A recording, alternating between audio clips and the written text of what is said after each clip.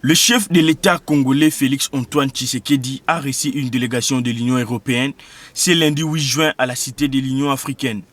Conduite par Janez Lenarčič, commissaire européen chargé de la gestion des crises.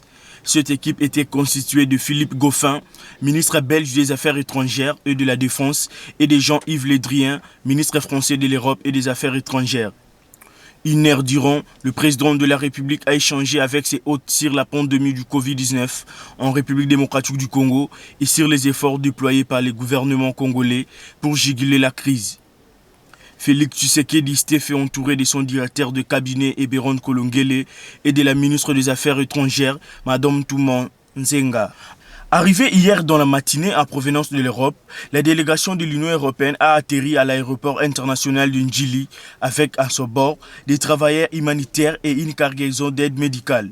Inscrits dans le cadre du pont aérien humanitaire de l'Union européenne, les 3 vols programmés à la destination de la République démocratique du Congo sont mobilisés pour aider le pays à lutter contre la pandémie du coronavirus. Nous livrons au total 40 tonnes de frites humanitaires à bord de ces 3 vols à destination de la République démocratique du Congo, a déclaré à cet effet le commissaire Lenarčič dans un communiqué diffusé par la délégation de l'Union européenne à Kinshasa.